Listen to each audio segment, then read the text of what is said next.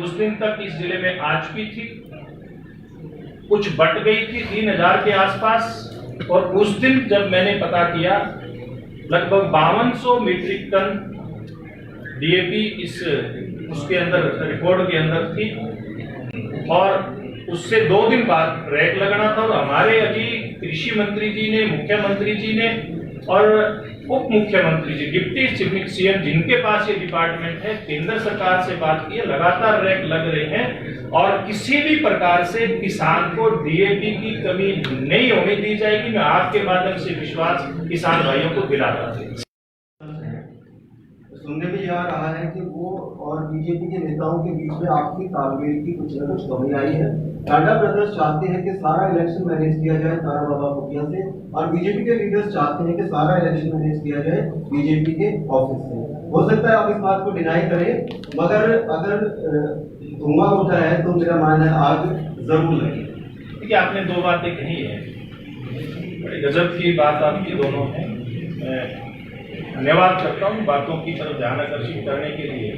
Vaccination की बात की है, अब किस प्रकार की दिक्कत आई है, ये जब 100 करोड़ लोगों को वैक्सीनेशन लगी है, कहीं किसी की शारीरिक संरचना इस प्रकार की होती है कि कोई चीज माफी के कोई नहीं है, कोई दूध पी सकता है, कोई नहीं पी सकता, पीते ही दूसरा काम शुरू हो जाएगा, समझते हैं। वो तो मैं आपके मेरे से बेहतर कोई इस बात को नहीं जानता कि किस प्रकार से मैनेज हो रहा है, और चीजें आई है ना वो वैसे नहीं आए, ये तालमेल है तभी करके आए हैं। धन्यवाद।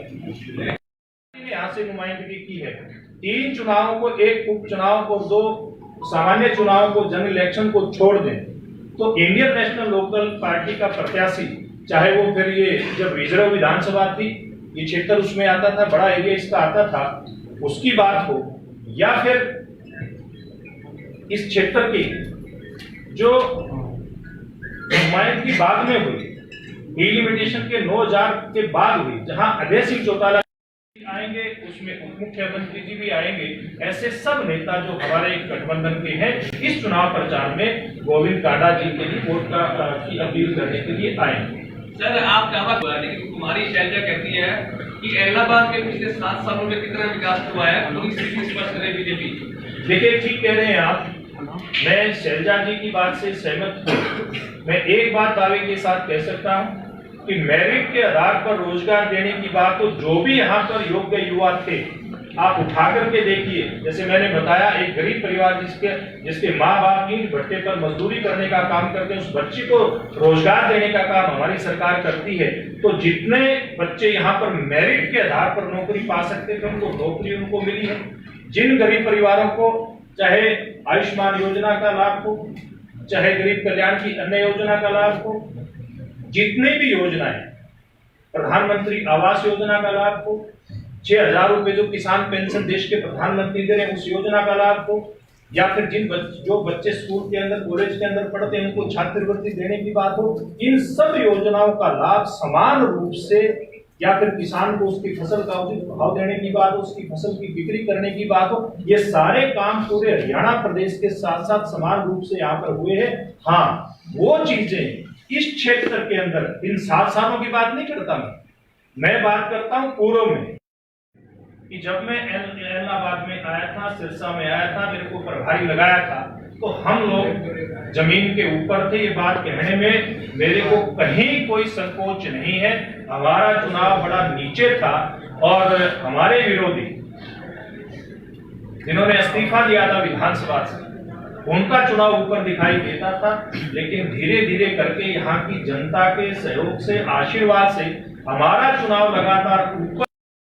गरीबी से एक ऐसी सरकार की बात है, बेहतर जल प्रबंधन है, या फिर जैसे मैंने पहले बताया कि जोखिम फ्री किसान, ये ऐसे 7 कमाल मुख्यमंत्री जी के नेतृत्व में हुए हैं। अगर हम इनके ऊपर विस्तार से जाना चाहें तो बहुत समय इसमें लगेगा, इसलिए मैंने बहुत संक्षेप में आपके सामने ये बात रखने का प्रयास किया है। दोबारा से मैं आपके तरफ से सवाल आने से पहले आपके माध्यम से मैं हरियाणा की जनता का, देश की जनता का 100 करोड़ वैक्सीनेशन का टारगेट पूरा करने के लिए बहुत बहुत देश की जनता और इसके काम में लगे सभी बंधुओं का बहुत बहुत धन्यवाद करता हूं, उनका आभार व्यक्त करता हूं और भविष्य के लिए उनको शुभकामनाएं देता हूं, उनको साधुवाद देता हूं। देश के प्रधानमंत्री जी का भी मैं कोटि कोटि उनका धन्यवाद करूंगा कि हरियाणा की जनता के लिए बेहतर काम करने वाले मुख्यमंत्री जी के काम को उन्होंने बहुत ही सुंदर शब्दों में कल के कार्यक्रम में रखने का काम किया। इसके लिए उनका भी बहुत बहुत आभार। जो सेंद्रग्रस्त क्षेत्र है पूरे हरियाणा प्रदेश का, उसको ठीक करने की बात हो। बहुत सारे क्षेत्रों में जो जमीन के नीचे का पानी ऊपर आ चुका है, उसको कैसे ठीक किया जाए, इसके ऊपर काम करने की बात हो। पिछले साल फतेहाबाद जिले का जो गांव आप जाएंगे हिसार की तरफ, चिंदड़ गांव आता है, बड़ोपड़ के आसपास जाकर के देखेंगे कि किस प्रकार से बेहतर प्रबंधन वहां पर सेम की समस्या को खत्म करने के लिए हुआ है। और वही काम, उसी की जो अगली कड़ी वो आपके सिरसा जिले के रुपाणा, चक्कर मंदोड़ी और यहाँ से चोपता की तरफ का जो एरिया है, उसमें इसका प्रबंधन ठीक से करने की बात हो, या फिर जो भूमिगत जल नीचे जा रहा है उसके माइक्रो मैनेजमेंट है, वो किसान तक उसकी सुविधा ठीक प्रकार से कैसे पहुंचे, इसके ऊपर काम करने की बात हो। और या फिर धान के सीजन के अंदर किसान को इस बात के लिए प्रोत्साहित करना कि आप धान की फसल यानी कि ज्यादा पानी लेने वाली फसल छोड़ करके दूसरी फसल अगर आप पैदा करेंगे तो आपको प्रत्येक एकड़ 7,000 रुपए आपको दिए जाएंगे। ऐसी योजना हो जिसको हरियाणा प्रदेश का जो किसान है वो सहर्ष स्वीकार करे। और उसमें एक नारा उन्होंने दिया कि मेरा पानी मेरी विरासत। इसके लिए किसान को खुद को प्रोत्साहित किया कि किसान आगे बढ़ करके आए और कैसे अपना जो सिंचाई का प्रबंधन है उसको वो ठीक से करे, जिसके चलते भविष्य की जो पीढ़ियां हैं उनके लिए पानी की बचत हो सके। और इसी प्रकार से हर घर नल से जल, ये जो बेहतर जल प्रबंधन है, इसमें भी पानी कम से कम वेस्ट हो, पीने का पानी भी कम से कम। गुलाबी राशन कार्ड बनाने की बात हो या उसमें अन्य योजनाओं का लाभ मिलने की बात हो या उसका एक क्राइटेरिया तय करने की बात हो, सारी बातों के अंदर भेदभाव आम तौर पे होता था। मुझे ध्यान आता है जब अटल बिहारी वाजपेयी जी देश के प्रधानमंत्री बने थे, उन्होंने देश के गरीब के कल्याण के लिए पंडित दीनदयाल उपाध्याय जी के अंत्योदय के मंत्र पर चलते हुए अंत्योदय अन्न योजना शुरू की थी। पीले गुलाबी राशन कार्ड बढ़ाए थे, गरीब लोगों को 2 रुपए किलो में गेहूं, 3 रुपए किलो में चावल उपलब्ध कराने का काम हुआ था, बहुत व्यापक पैमाने पर हुआ था। लेकिन प्रदेश में कई ऐसे उदाहरण देखने को मिले कि बाद में जो इस प्रकार के कार्ड मिले, जिस प्रकार के परिवार इसमें शामिल किए गए, उसमें बड़ा भेदभाव किया गया। लेकिन इस बार मुख्यमंत्री मनोहर लाल जी ने एक बात तय की कि पहले इस प्रकार का लाभ 1,20,000 से कम की जिनकी आमदनी है साल की उनको मिलता था, लेकिन अब परिवार पहचान पत्र हरियाणा प्रदेश की जनता के बनाए जा रहे हैं। 1,80,000 से कम की जिन परिवारों की आमदनी है, ऐसे परिवारों को जो गरीब हितैषी योजनाएं हैं, जन कल्याण की योजनाएं हैं, उनका लाभ मिलेगा। चाहे फिर वो उनको सस्ते दाम पर अनाज देने की बात हो, चाहे आवास देने की बात हो, चाहे आयुष्मान योजना के तहत 5 लाख रुपए तक का इलाज फ्री करवाने की बात हो, या फिर जो विद्यार्थी हैं, नौजवान हैं जो स्कूल कॉलेज में पढ़ते हैं, उनको वजीफा देने की बात हो, स्टाइपेंड देने की बात हो, उनके बच्चों को विदेशों में पढ़ाने की बात हो, ऐसी जितनी भी योजना आएंगी ये कैसी पारदर्शी तरीके से ये परिवार पहचान पत्र बनाने का काम चल रहा है।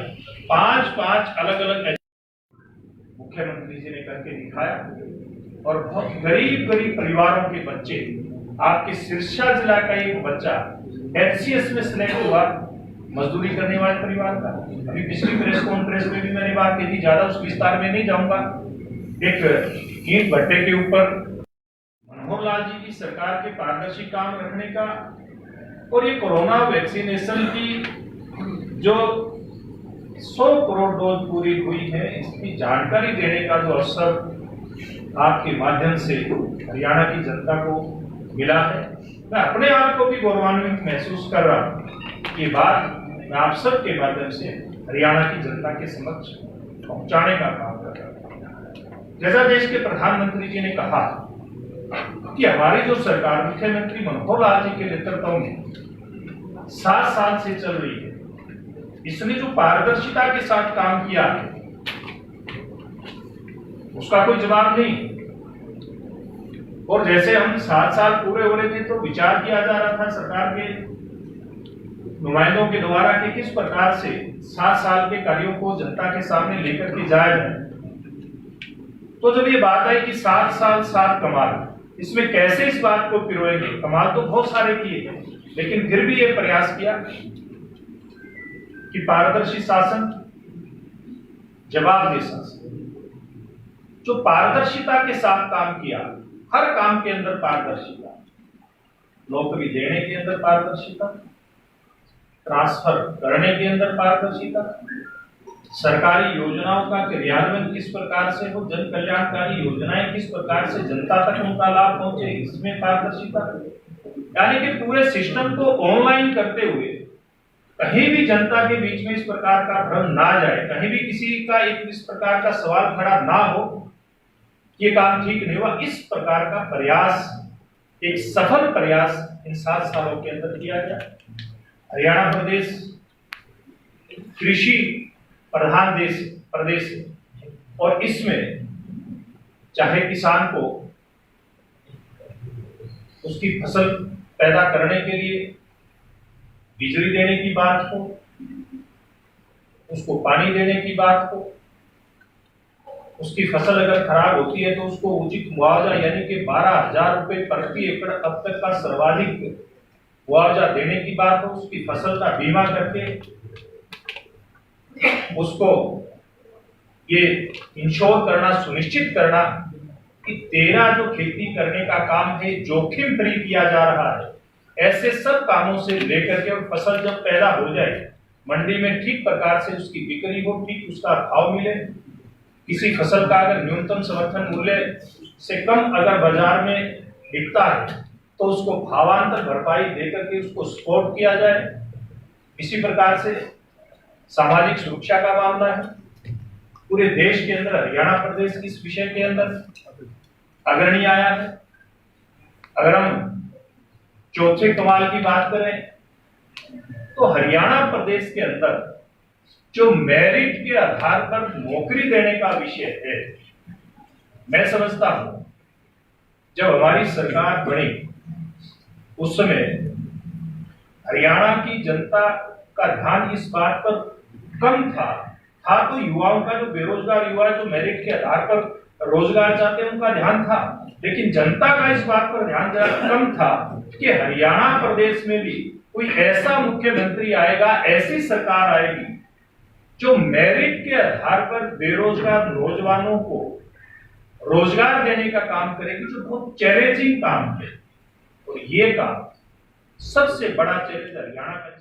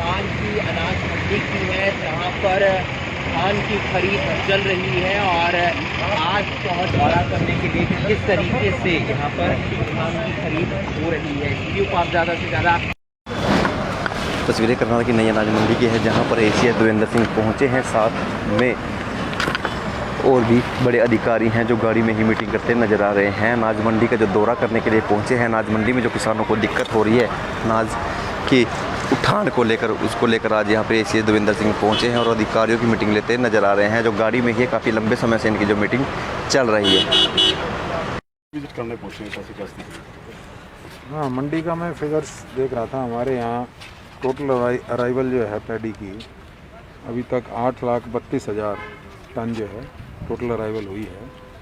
और क्योंकि हमारे यहाँ जो एरिया है पैडी का लगभग 4.5 लाख के करीब है, इसमें 30% जो है हमारा बासमती है, तो उस हिसाब से देखें तो लगभग हमारा 3 लाख के करीब पीआर है जो मतलब एमएसपी में प्रोक्योर होता है। और उसकी यील्ड देखें आप, अगर मान लीजिए जो 28 के करीब है, तो हमारी 10-11 लाख के करीब जो है ना मतलब तकरीबन पैडी आनी चाहिए पीआर की। और उसमें से 8,32 आ चुकी, मतलब मोटे तौर पे हमारी लगभग मोर देन 80-85% पैडी आ चुकी है। और उसमें से 94% परचेज हो चुकी है ऑलरेडी।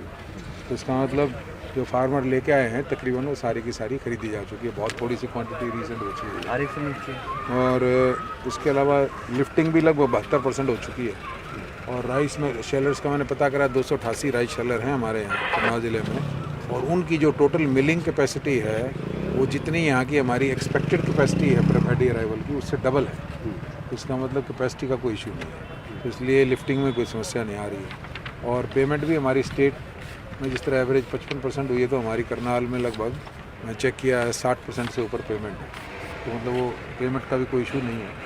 और अब इस वक्त मतलब कोई समस्या नहीं है। गवर्नमेंट मतलब मेजर काम हो जो पेमेंट अभी तक नहीं हुई है वो कब तक होने की उम्मीद, कुछ जानकारी? पेमेंट हमारी जिस तरह इन्होंने फंड्स डिमांड किए हैं वो रूटीन में मतलब रोल ओवर होके आते रहते हैं।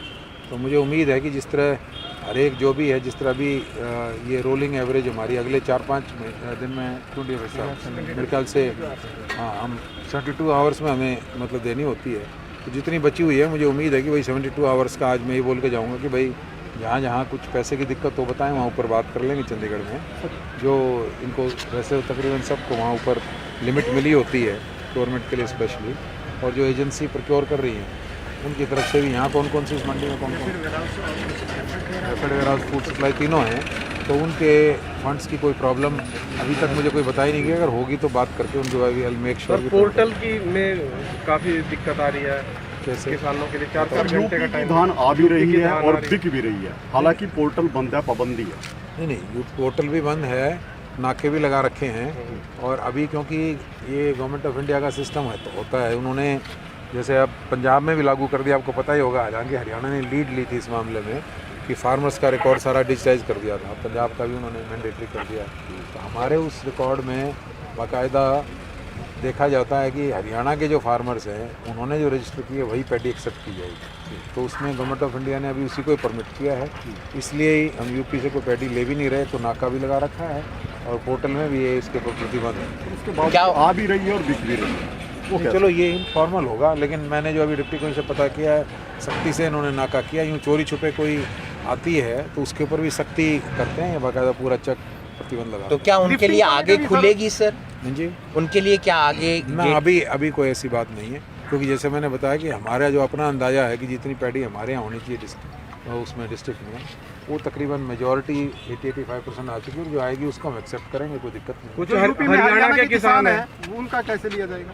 नहीं, यूपी में हरियाणा किसान रजिस्टर किए थे, लेकिन अभी गवर्नमेंट ऑफ इंडिया की तरफ से ये है कि जिस स्टेट में या जिस डिस्ट्रिक्ट के फार्मर्स हैं उन्हीं की पैडी ली जाए अभी उनकी तरफ से, क्योंकि अगर मान लिया इंटर स्टेट की पैडी वो एक्सेप्ट उसकी पेमेंट ही नहीं होगी तो दिक्कत हो जाएगी, क्योंकि आपको पता है MSP ऑपरेशन है तो इसमें तो गवर्नमेंट ऑफ इंडिया की डायरेक्ट इन्वॉल्वमेंट होती है। तो उसके मुताबिक अभी जो है फ़िलहाल उन्होंने यही कहा कि जो स्टेट में पैडी प्रोड्यूस हो रही है उसी स्टेट को उसी स्टेट में लिया जाए। अगर यूपी में प्रोड्यूस हो रही है तो यूपी में लें, मतलब फार्मर चाहे हमारे हों, लेकिन अगर यूपी में मान लिया पैडी प्रोड्यूस तो यूपी की मंडियों में उसकी प्रोक्योरमेंट हो सकती सर है। घीड़ में एक मामला सामने आया था, शायद आपके संज्ञान में भी आया होगा, कई अधिकारियों के खिलाफ भी मामला दर्ज या नोटिस दिए गए हैं, आड़तियों को भी दिए गए हैं। हर साल ऐसा क्यों होता है जब ईमानदारी से सरकार काम कर रही है, ईमानदारी से अधिकारी काम कर रहे हैं, लेकिन इस तरीके के मामले हर बार आ जाते हैं और सरकार को ही चूना लग जाता है?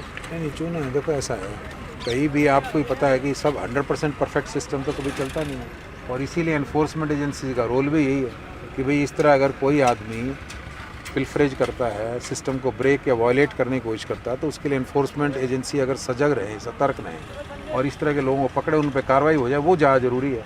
क्योंकि आप कोई भी गारंटी ये नहीं कर सकता कि 100% फुल प्रूफ है सिस्टम में खामियां निकाल के लोग कोशिश करते हैं, लेकिन अगर हमारी एजेंसियां जो हैं वो सतर्क हैं और उसको पकड़ लेती हैं तो वो सबसे ज़्यादा ज़रूरी है। तो उसमें कभी कोई ढिलाई नहीं है।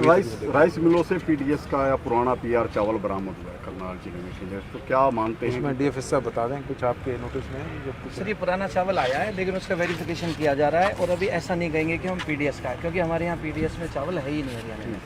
तो ये जांच है कि क्यों मंगवाया गया था? हाँ वो विषय है, अभी अंडर है, उसको कर रहे हैं। सील भी किया है? सील भी किए हुए हैं 2 गोडाउन्स, उनके ओनर्स को बुलाया गया है, वो मिले नहीं थे सर, उनको नोटिस दिया गया है और जो भी होगा आगे जो भी इन्वेस्टिगेशन रहेगा उस हिसाब से करेंगे। शुक्रिया सर। तस्वीरें देख रहे थे करनाल के नई अनाज मंडी की, जहां पर ACS देवेंद्र सिंह मौके पर पहुंचते हैं, उपायुक्त निशांत कुमार यादव पहुंचते हैं और जो अधिकारी है मंडी सेक्रेटरी और है वो अधिकारी वो यहां पर पहुंचे हुए थे। जब हमने ACS देवेंद्र सिंह से बात की तो उनका भी यही कहना था कि अब किसानों को काफ़ी हमारी उम्मीद है कि काफ़ी जो पहले दिक्कत का सामना करना पड़ रहा था अब उनको किसी तरह की दिक्कत नहीं आ रही। मोर्चे पर भी ध्यान दिया जा रहा है और जो फंसे जीरी का उठान है वो भी समय पर हो रहा है। तस्वीरें थी करनाल की, पल पल के अपडेट रहेंगे। खबर को भी साथ शेयर करना ना भूलिएगा। धन्यवाद।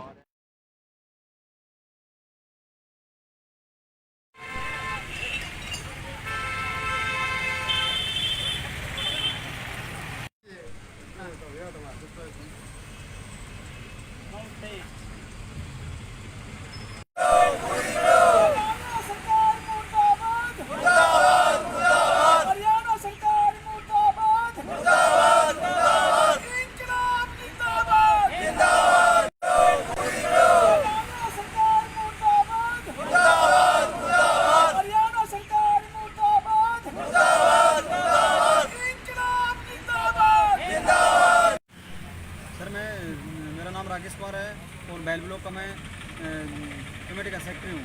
तो हमारी मांगे हैं जब तक चौकीदारों को चौथे दर्जे का कर्मचारी घोषित न किया जाए तब तक 24,000 रुपये मानदेय दिया जाए और जो मुनादी भत्ता है 2011 से लेकर 2015 तक बाकी है वो दिया जाए।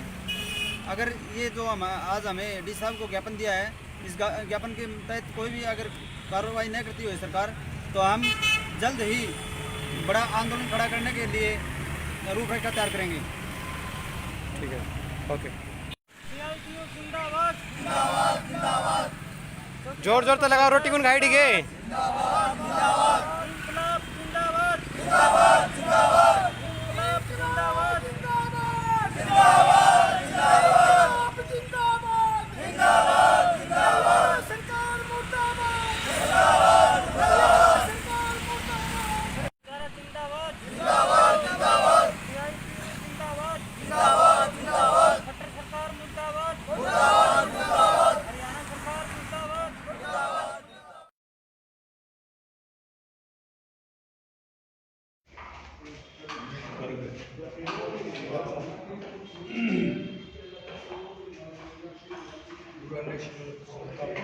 अरे वही का भी तो ले लेते, आप दे दियो मेरे को, याद हो ले आए क्या मांगा?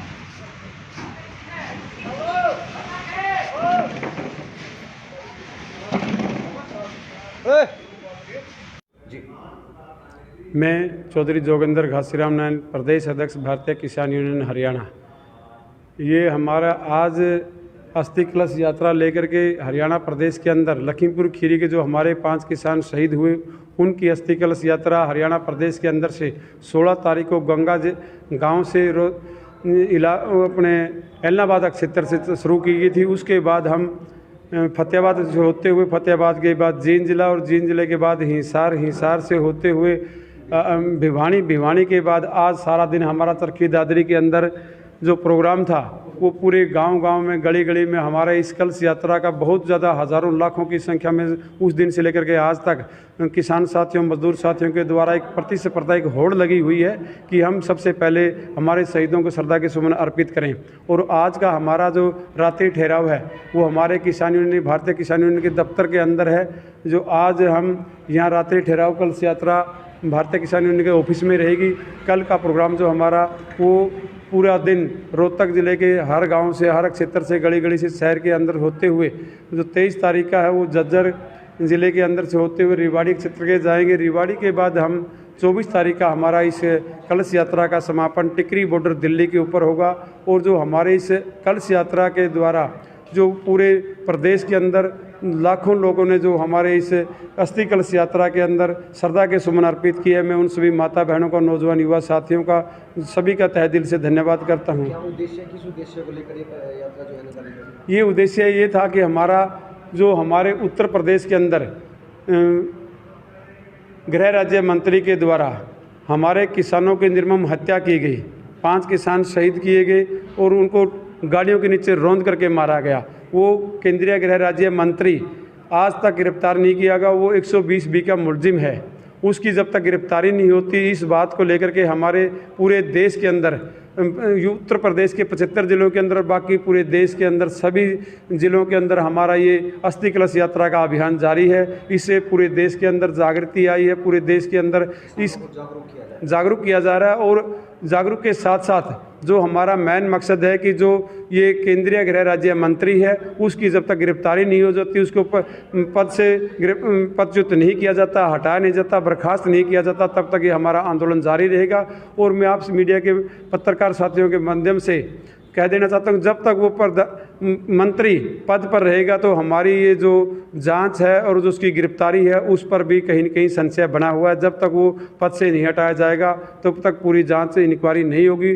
जो उसको गिरफ्तारी के लिए ये पूरे देश के अंदर हमारे किसानों के अंदर मजदूर साथियों के अंदर जो उत्साह है वो आम आंदोलन को बल दे रहा है और वो हर घर घर तक गली गली तक हमारा ये किसान आंदोलन पहुँच चुका है।